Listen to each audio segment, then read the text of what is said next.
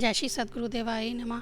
जय श्री गणपति देवाय नमः। शिव महापुराण ज्ञान संहिता 52 अध्याय। गौतम मुनि का तप और तप क्षेत्र का वर्णन। सूजी कहते हैं, हे श्रेष्ठ ऋषिगण, व्यास जी से श्रुत पाप नाशक त्र्यंबक कथा कहता हूँ, श्रवण करे। पूर्व काल में महर्षि गौतम ने दक्षिण की ओर पतिव्रता पत्नी अहिल्या सहित 1000 वर्ष कठोर तप किया था। उनके तप काल में शतवर्षीय दुख प्रदा अनावृष्टि हो गई। इससे लोगों में भयंकर दुख उपस्थित हो गया। तब पृथ्वी पर कहीं भी एक हरा पत्ता भी परिलक्षित नहीं हो रहा था। प्राणियों का प्राणदाता जल भी कहीं नहीं मिल रहा था। कहीं भी प्राण धारक जल वर्षा नहीं हो रही थी।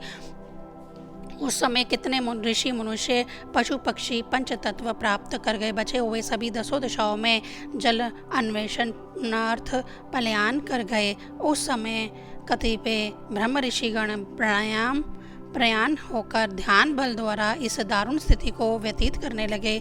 गौतम ने स्वयं वरुण देव के उद्देश्य से वहाँ तप किया। प्राणायाम तत्पर होकर उन्होंने 6 मास तक तप किया। उनके तपस्या से प्रसन्न होकर वरुण देव वर प्रदानार्थ वहां आए और उन्होंने कहा, हे ऋषि सत्तम, आप वर मांगिए, मैं प्रदान करूंगा। तब ऋषि सत्तम ने वरुण से विष्टि हेतु प्रार्थना किया। ऋषि का वचन सुनकर वरुण देव ने कहा, वरुण देव जी कहते हैं, हे महर्षि, देव की आज्ञा का उल्लंघन ब्रह्मा भी नहीं कर सकते। तब मेरी क्या बात, इसलिए आप अन्य वर मांगिए, मैं वह प्रदान करूंगा।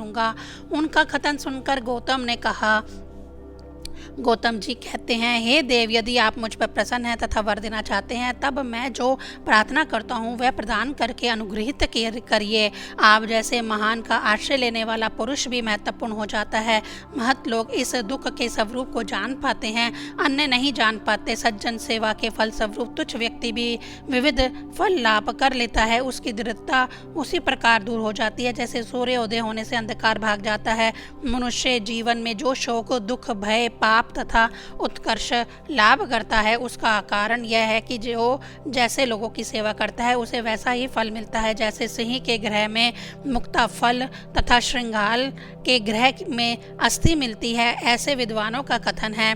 सज्जन का स्वभाव यह है कि भले ही लोग उसे दुख क्यों न देते हों, तब भी वे अन्यों के दुख का निवारण करते हैं। हे जल अधिपति, सज्जन तथा कल्प वृक्ष दोनों एक ही प्रकृति वाले हैं। वृक्ष, स्वर्ण, चंदन तथा गन्ना, ये सभी दूसरे के प्रयोजन के साधक होते हैं। यह देखकर कौन ऐसा है जो परोपकारी नहीं होगा।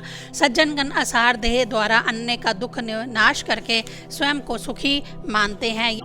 यह श्रुति में कहा है कि जो पापी परोपकारी को देखकर दुख बोध करता है वह भी महापातकी है। जो दीनों के प्रति सदा दयालु रहते हैं, जिनमें अपनी विद्या शौर्य जनित अभिमान नहीं है, जो जितेंद्र रहकर उपकार व्रत धारण करते हैं, जो यौवन जनित गलतियों के कारण व्याधिग्रस्त न होकर सुख से स्वस्थ रहते हैं, ऐसे 4 प्रकार के व्यक्ति पुण्य के स्तंभ हैं। ये ही पृथ्वी को धारण किए रहते हैं। केवल अनंत देवशेष ने पृथ्वी धारण नहीं किया है। आप जल अधिपति हैं, मुझे वांछित प्रदान कीजिए।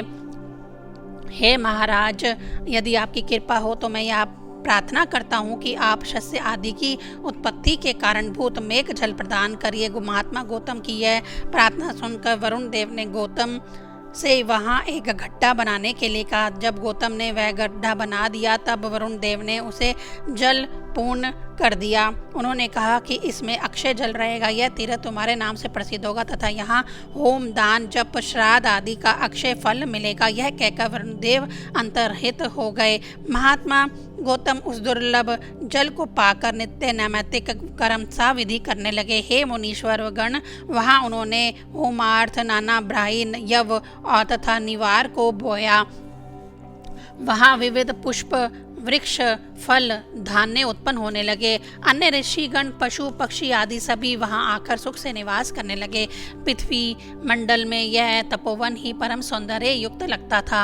अनेक सत्कर्मी ऋषि अपने पुत्रों तथा शिष्यों के साथ वहां आकर रहने लगे तथा धान्य भोग कर काल व्यतीत करने लगे। उस वन के निवासी कालकृत अवर्षण का दुख ही अनुभव नहीं करते थे। गौतम के प्रभाव के कारण तपोवन आनंद से आप्लुप्त हो गया। इस प्रकार कुछ काल व्यतीत होने पर जो घटित हुआ उसे सुनिए। एक बार महर्षि गौतम ने कुछ शिष्यों को जल लाने भेजा। उस समय कुछ ऋषि पत्नियों ने उन शिष्यों को रोकते हुए कहा, तुम सब दूर जाओ, पहले हम लोग जल ग्रहण कर लेते हैं, तब तुम लोग जल लेना। साथ ही उन ऋषि पत्नी गणों ने शिष्यों की भर्त्सना भी किया। तदंतर वे शिष्य ऋषि पत्नियों की बात से कुपित होकर लौट आए तथा समस्त घटना का वर्णन गुरु पत्नी अहिल्या से किया। अहिल्या ने शिष्यों पर कृपा किया तथा ऋषि पत्नियों को समझाकर स्वयं जल लाकर तपस्वी गौतम को जल प्रदान किया। महर्षि गौतम ने उस जल से अपना नित्य कृत्य आदि संपन्न किया। अब वह स्वयं गौतम ऋषि के लिए जल ले आती थी। यह देखकर वह ऋषि पत्नियां कुपित हो गई तथा स्त्री सुलभ ईर्ष्या के कारण उन्होंने एक दिन अहिल्या का भर्त्सना भी किया। साथ ही उन ऋषि पत्नीगण ने अपने अपने पति से अहिल्या के विरुद्ध विपरीत आरोप लगाया। उन्होंने कहा, हे स्वामी, अहिल्या नामक स्त्री हमारी नित्य भर्त्सना करती है। हम सब ऐसा सुनकर भी जीवित हैं। हम स्थल रहित जो हैं। यह सत्य है कि स्त्रियों में मिथ्या बोलना, साहस, कपट, अति लोभ, अपवित्रता तथा निर्दयता ऐसे दोष सहज ही रहते हैं। क्या हमें अहिल्या की ऐसी भर्त्सना नित्य सुनना होगा? आप लोगों का तप निष्फल है, उसका क्या फल? आप लोगों के जीवन को धिक्कार है, हमारे भी जीवन को धिक्कार। अहिल्या हम पर नित्य कुपित होती है। ऋषिगण अपनी पत्नियों का यह कथन सुनकर गंभीर होकर विचार करने लगे कि ऐसा अहिल्या ने ना तो कहा है और ना तो ऐसे वाक्य उसके हो सकते हैं। हो सकता है कि पत्नियों ने सत्य कहा हो, तथापि हम किस प्रकार उसके कटु वाक्य कहकर कृतज्ञ हो जाएं। कारण यह है कि उन्होंने ही हमें जीवन दिया है और तथा पोषण कर रही है। ऐसी कृतज्ञता करने का हमारा जीवन किस प्रकार चलेगा? इधर ऋषि पत्नियां नित्य अहिल्या को कष्ट देने लगी, तथापि अहिल्या वनित भाव से और कोमल शब्द से उनको समझाती रहती थी। इधर ऋषि पत्नियां अपने स्वामीगण को चुभ देकर उनकी भर्त्सना करती थी। इस प्रकार पत्नियों से भर्त्सना पाकर वे ऋषिगण एक बार वन विचरण के बहाने गौतम के आश्रम में गए। वहां उन्होंने अहिल्या द्वारा अपनी पत्नियों को दुख देने का वृत्तांत गौतम ऋषि से कहा, जिसे सुनकर वहां सभी दुखी हो गए और उन्होंने ऋषि पत्नियों द्वारा लगाए गए अहिल्या के विरुद्ध सभी आरोपों को सत्य माना। तत्पश्चात ऋषि एवं ऋषि पत्नियां ये विचार करने लगे कि भविष्य में कुछ समाधान प्राप्त हो। 52वां अध्याय संपूर्ण।